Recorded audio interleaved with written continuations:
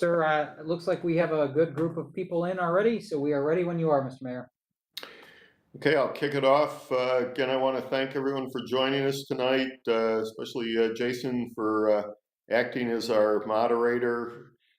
We've done a very extensive outreach to the community. We've had a lot of people, a lot of groups take time, effort to put their thoughts into this process, look at the areas that might be improved, look at some of the things that we are doing all right. And I think it's been a great discussion, really for everybody.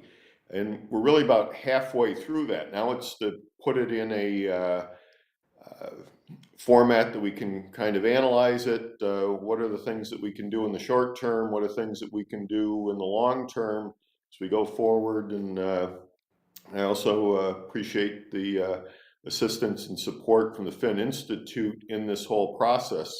And with that, turn over to Chief Clifford.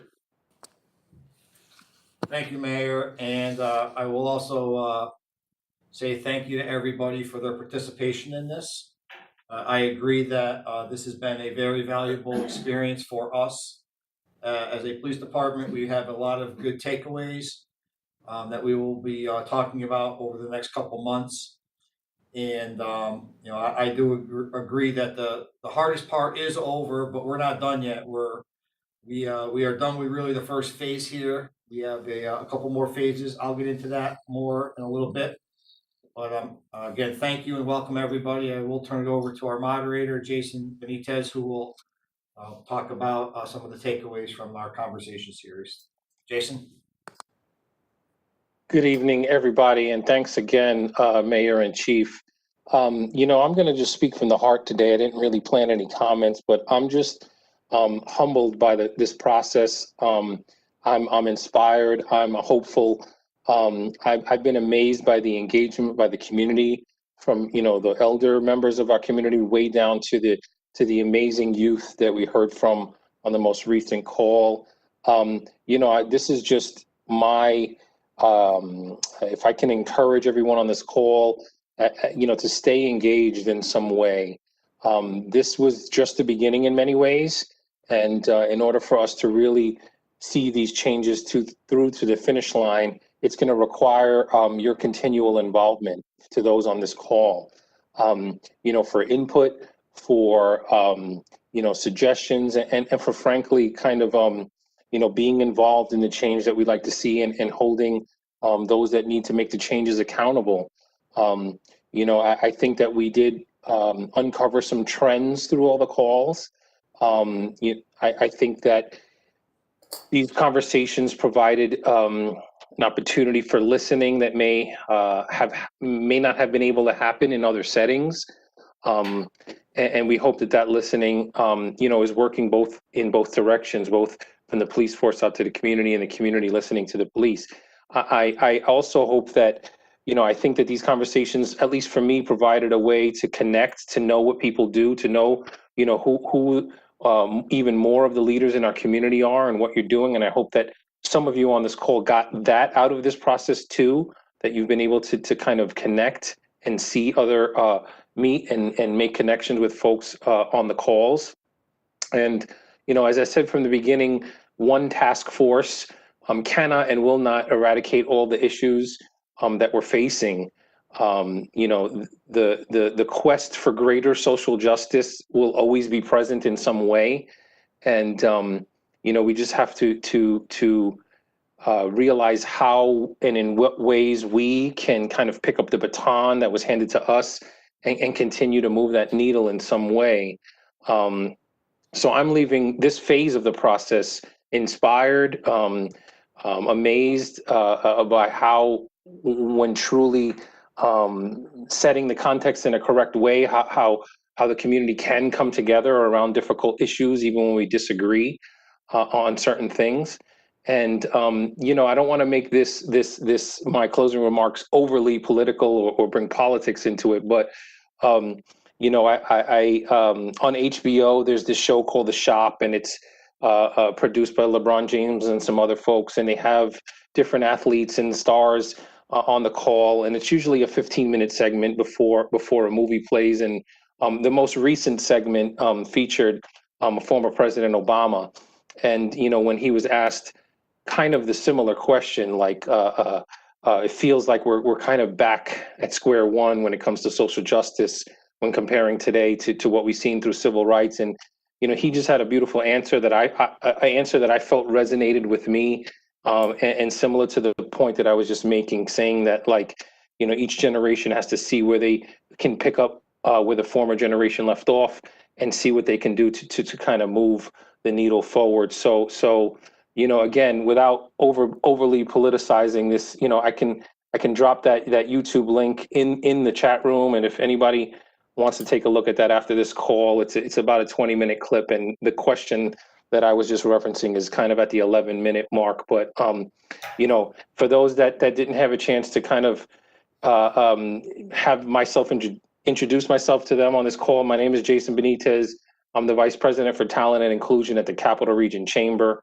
We have an office in Schenectady, off of Erie Boulevard, near the casino. I happen to work in the Colony office, and we have another in Clifton Park. But if anyone on this call, wants to reach out in any way about any of the work related to this work, or any other connections or collaborations that we can think of, I'm opening myself up to that, and can also drop my email in the chat box. But I just want to thank the mayor and the chief, and also first and foremost you community members, for being vocal, for coming, for trusting that this process is going to actually move the needle, and to kind of stay engaged. So that would be my parting comment to you all, is to stay engaged. We're going to need your engagement moving forward.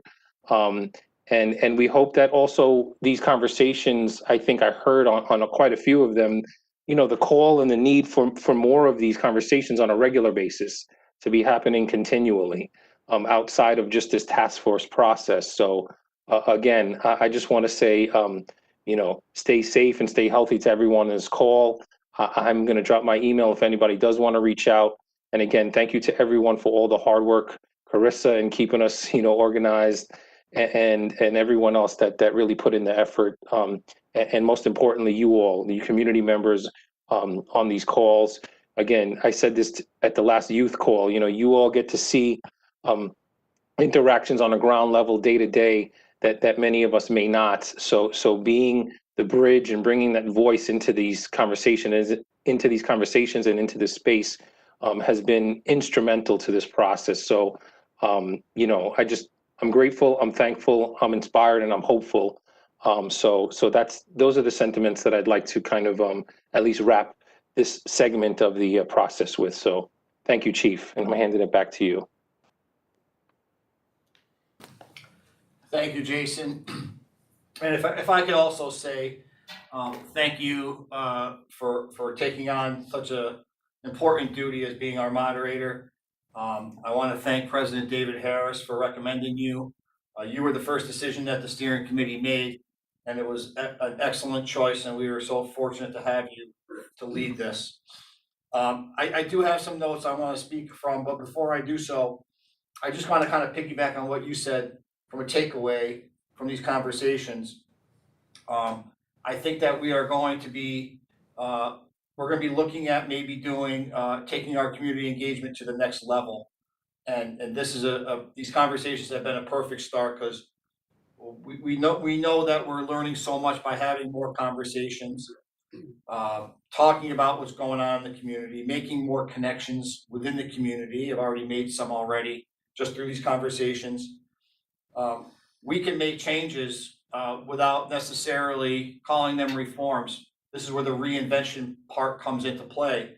Changes in the way that we manage the police department, changes to the way of our strategy on how we fight crime, how we provide public safety, and building the community as being a part of that sounds like it's something that has come out of these conversations, and something that we will look to build upon. Because community policing really is the community policing themselves and using the police to make that happen.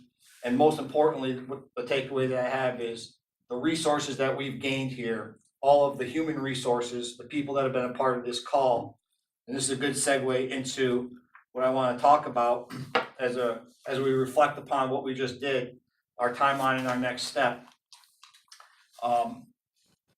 These conversation groups, there was 6 groups that we brought together: a community group, a faith-based group, a neighborhood association group, a public safety group, a business association group, and a youth and education group.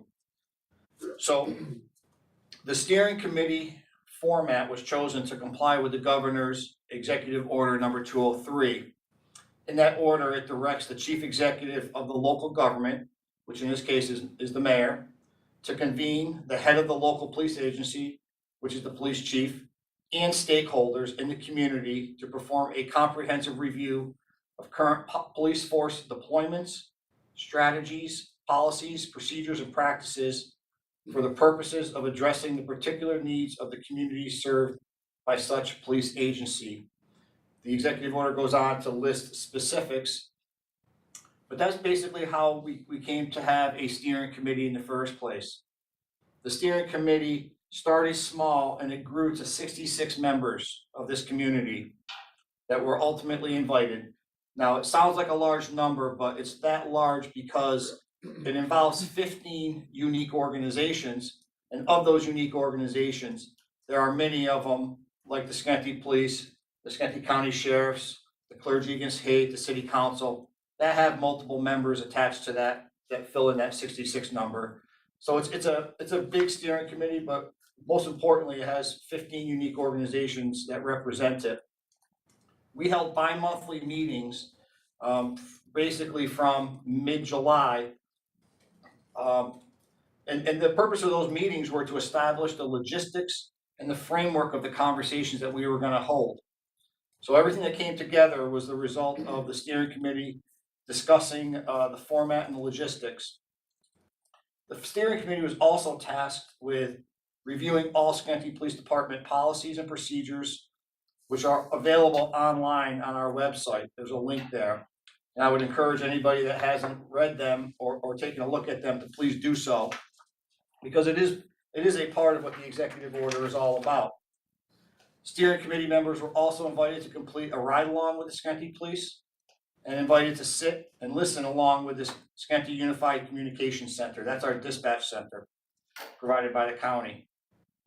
We also shared some articles with the steering committee members and recommended that they read them. Finally, the steering committee selected a research partner, which is the Finn Institute, to guide the process and conduct a review, analysis, and summary report regarding the findings of these conversations. A little bit of statistics on the conversations that we held. A total of 183 community members were invited to participate in the conversations. The invited members were considered panelists. They were given full privileges as far as being on the call, speaking, and being able to write in the chat room. Also, anybody that wanted to participate was allowed to be an attendee, which did not have the open access to speaking, but comments were available. Attendees, we also had viewers at home watching it on Spectrum, Fios, and YouTube. But for attendees, those that logged on online, if they wanted to speak, if they wanted to be a part of the conversations, we accommodated where we needed to give them the privilege of the floor to speak. A total of 88 stakeholder groups were represented during these conversations. Each stakeholder group was allowed to nominate 2 representatives into the different 6 conversations. We later lifted that two nomination limit when we saw that the numbers that we were bringing together weren't as big as we anticipated. So we lifted that to anybody who was interested in being on the conversations were allowed to. The largest conversation we had was 114 attendees.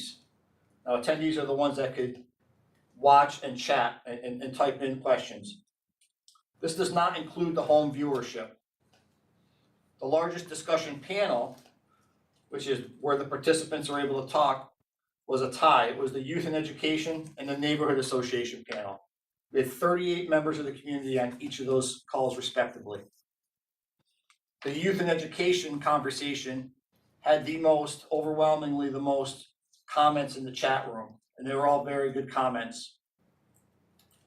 The largest draw, total viewers, again, outside of TV and internet, was 180 people. That was for the community conversation. 180 people between the attendee list and the panelist group. A total of 23 questions were posed to the panel in advance for our discussion. And on average, 3 to 5 questions were covered during each 2-hour conversation. Now, these 23 questions, we have allowed testimonials and those questions to be answered by anybody that would like to submit it to spdcollaborative@schenectadypd.com. We've encouraged testimonials both before the conversations and after, and that account is still active and monitored. The deadline for submitting those testimonials is December 1st of 2020, this year. So what's the next step? As the community meeting phase of this initiative comes to a close, the testimonial phase still remains open for another 3 weeks. In the meantime, we are working with the Fin Institute to put together a survey to engage our initial meeting participants, the Schenectady Police personnel, as well as the community at large. Once the survey period is complete, the Fin Institute will go to work assessing the current policies and procedures of the Schenectady Police Department and comparing them to the conversation talking points and the data that they receive from surveys and testimonials. Once the report is finalized and presented to the steering committee by the Fin Institute, meetings will be held to discuss potential reforms and reinvention. We're currently in the process of uploading to our website previously held steering committee meeting videos, agendas, and supporting documents from this process to ensure transparency and communication.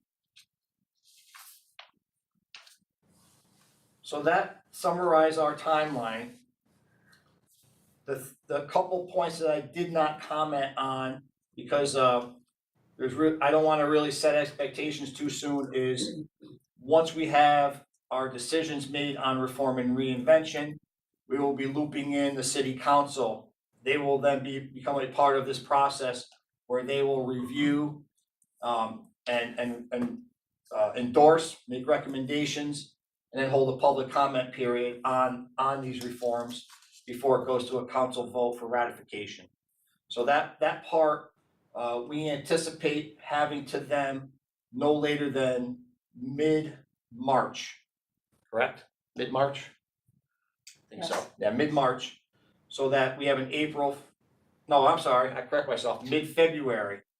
Mid-February, because we have to have it ratified by April 1st, so mid-February. So that's our timeline. That's all I have right now. Anybody in the room have anything they want to add? Okay. Mayor, anything else you'd like to say? No, we're eager to get it put together, get it to the city council, and do the formal adoption of it the end of March. Or actually, hopefully we do it the mid part of March and get it in by the 1st of April.